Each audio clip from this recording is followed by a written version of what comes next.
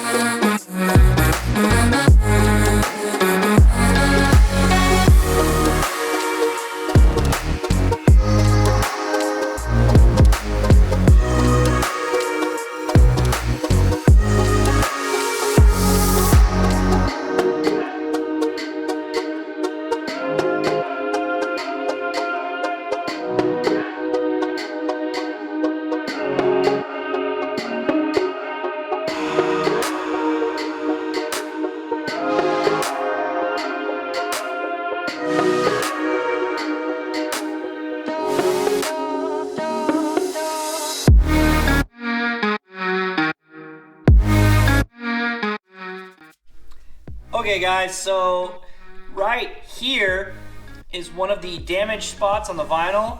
The cone rubbed through it completely at the track. So we're gonna go ahead and we're gonna fix that. And then there's another spot right here, I don't know if you guys can see it, where the cone drug, and it just kind of damaged the wrap. So I think we're gonna go ahead and put another piece right here. What's nice, again, about fixing this is I have some of this, so we'll just cut it into a crazy shape, put it here, and it'll be like there was never any damage. Pretty easy to fix. There are some rock chips in the front bumper section as well from driving it to and from the event.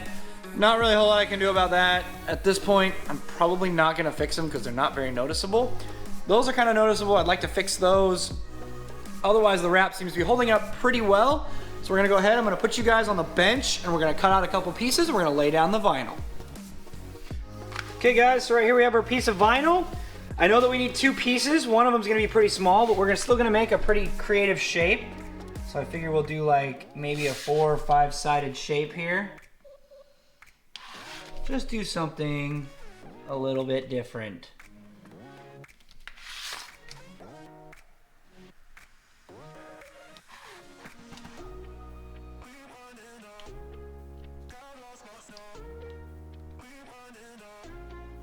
The beauty of running an abstract camo is there is no right or wrong piece. So here is a little piece that we're gonna go ahead and put right onto the car. So here we are at the car. Here's the piece that is damaged. We're gonna go ahead and take our vinyl. We're gonna lay it down over it. And look at that. Another little piece of camo added. It is a little smaller, but it does work. If I don't like it, I can always change it later, which we might do. But now we gotta tackle this one, which is a bit longer. It's about that long, so we're gonna go ahead and try to do some like long straight line here, maybe with some cuts in it. We're gonna go ahead and try to make a piece to cover that up. So to do this, I think we're gonna make a big long straight line right here. Maybe go a little further with it. There we go. Let's do like something kind of like this. Maybe.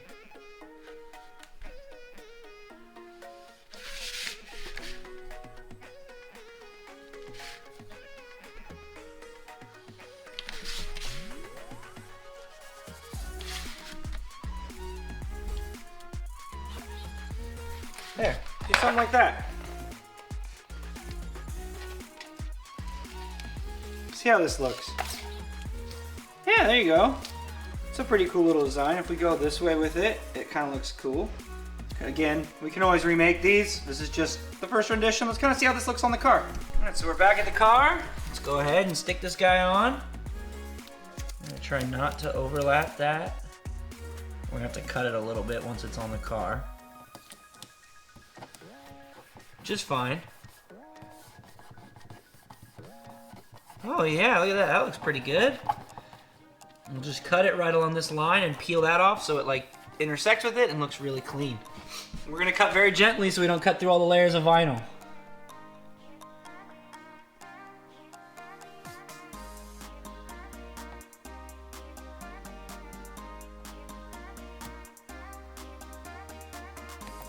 Just like that, guys. Bam. Nice little piece of cover up there to hide the, you know, the little bit of blemishes that it took, which I'm fine with. So there we go. We got it all cleaned up now. The vinyl is repaired on this side, so it's ready for me to hit some more tires. Or sorry, not tires, cones. Hopefully we don't.